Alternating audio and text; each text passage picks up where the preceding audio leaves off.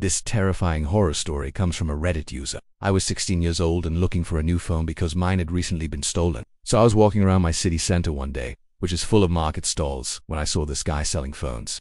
He had about 6 or 7 there, all of them iPhone 4S and 5S. He said they were all secondhand, but they had all been factory reset. And I think he was running some sort of scam where he would post ads on local selling sites with photos of the phones, and then when someone came to buy it, he would say it had been sold already, but he had another one that was exactly the same. But anyway, I bought one of the phones for $200 and went home. A few days later, I started getting these weird calls. It was always at 3 a.m. The caller ID showed the name, but it was obviously not the person. Whoever it was never said a word. They would just breathe heavily on the other end of the line, and sometimes I could hear what sounded like a woman sobbing. I didn't think much of it at first and just blocked the number. But the next night I got the same call again. And every night after that I got the same call. One night I finally worked up the courage to answer. Obviously there was no one there and the line was dead. After a few weeks of this, I decided I'd had enough and went back to the market to confront the guy. He wasn't there, but I did notice that most of the numbers he had written on his little sign had the same area code as the number that kept calling me. So I called the first one I saw and it was the same number.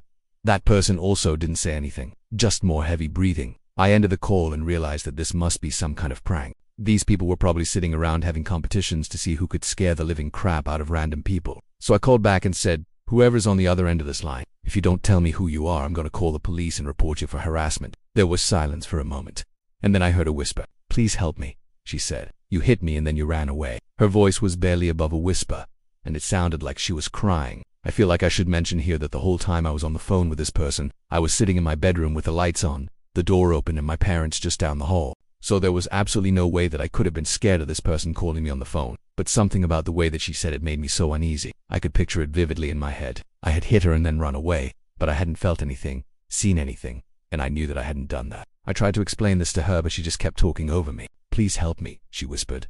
"I saw your face. You're never gonna find me, but if you want to see me, all you have to do is look under the floorboards in your room." Then the line went dead. I remember sitting there for a long time listening to the dial tone, and then I hung up the phone and didn't think about it much until the next morning. When I got up, I went downstairs to get breakfast, and that's when I noticed the floorboard in the kitchen had started to lift up. And when I lifted it, there was this box underneath. I opened it and found a bunch of old children's toys. I closed the floorboard back up and went about my day. That night I got the same call again, only this time it was louder and she was definitely getting more upset.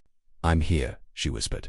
"I've been waiting for you. I know you killed me." She paused for a moment. "I can see you now." I turned around and there in the corner of my room was the same box that I had found earlier, only now it was slightly ajar, and inside I could see a small, muddy shoe, one that looked exactly like the ones that I wore when I was little. The thing is, I distinctly remember taking those shoes out of this box and giving them to my little sister when we were kids, and the last time I checked, she was wearing them right now. I stood there frozen, staring at the box for what felt like hours, and when I finally took my foot off the brake and stepped forward to investigate, the whispering started again. "It's too late," she said. "Now we'll be together forever." I scream and run, but before I could get out of the room, the lights went out and I felt something wet and cold wrap around my legs. Something dragged me backwards towards the corner of the room, and the last thing I remember is the feeling of something slimy and dead pulling me down into the darkness. Wow, that is one scary story. That poor girl is definitely not happy that this Opie is living in her house.